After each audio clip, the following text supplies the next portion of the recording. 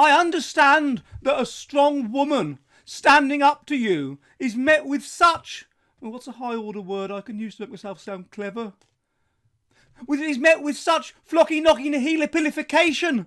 But can you throw them out, please? No, not all of the millions and millions of them that I've advocated to be let in over the last years. Just the ones that are shouting at me. Yeah, can you throw them out?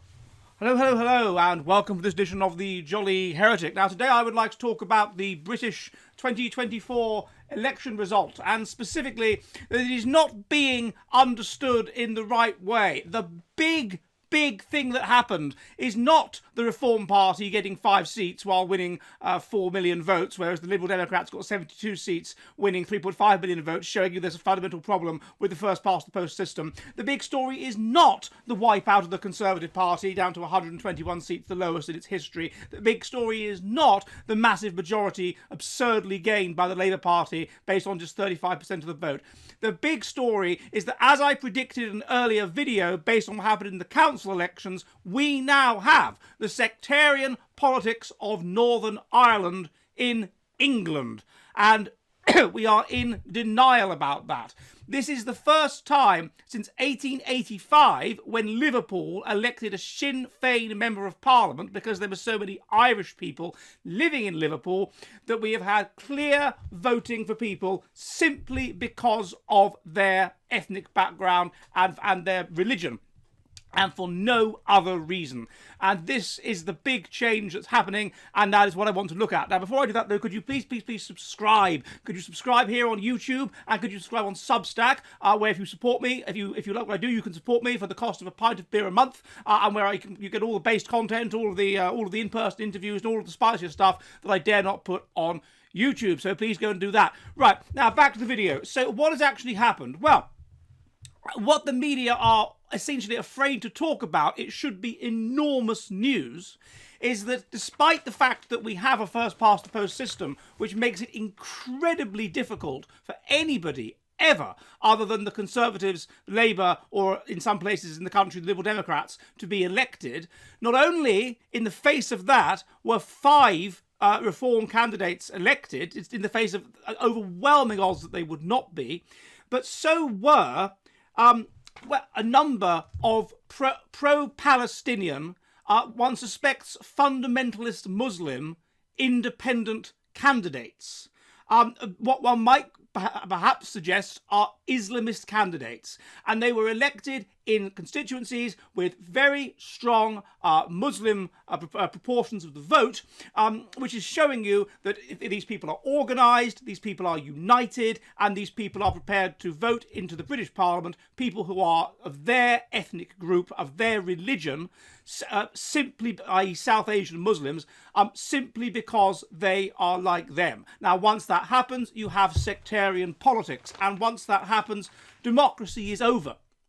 People are no longer voting for the policies, people are voting for the individuals who are from their ethnic group. And a very interesting book called Ethnic Conflicts by Tatu Vanhanen showed many years ago that democracy cannot be sustained in multi-ethnic societies because such societies heavily reduce social trust, because people tend to trust those who are genetically relatively similar to them. They also reduce social trust even among the natives, because the natives correctly conclude that certain of their number may collaborate with the outsiders against them to gain power over them, with the result that if there is no social trust, a certain optimum level of trust is the essence of democracy. Too much trust and you slavishly trust leaders, you don't hold them to account, but too little trust and you will never accept the veracity of an election result ever again.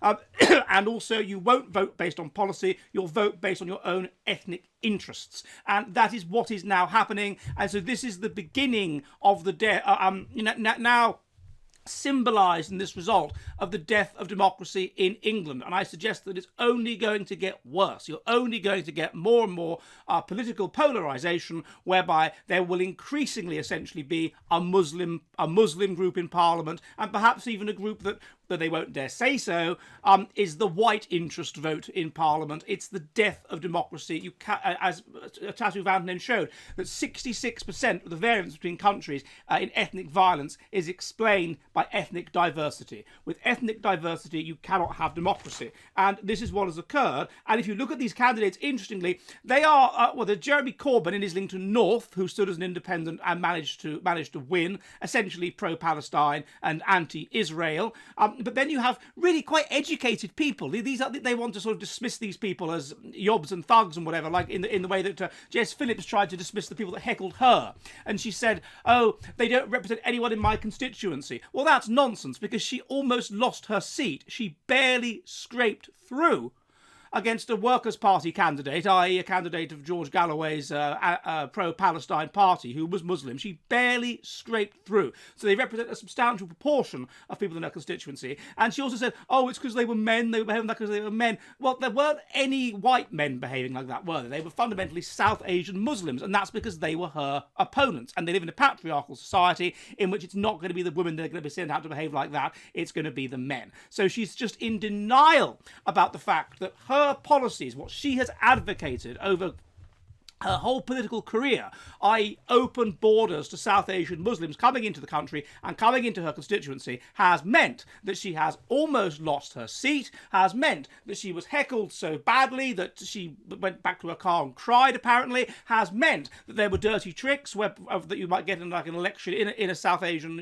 anti-democratic, undemocratic country where one of her supporters' tyres was slashed and so forth, has meant all of this horrible stuff. It's her policies that have brought that in, and she's in denial about it, trying to claim, oh, it's because they're men, it's toxic masculinity. No, it's not. It's South Asian Muslims voting, who are appalled by what's happening to their fellow Muslims in Palestine, voting in their own ethnic interests. And so you have in Leicester South, someone called Shokat Adam, who is an optometrist, a senior doctor, a consultant.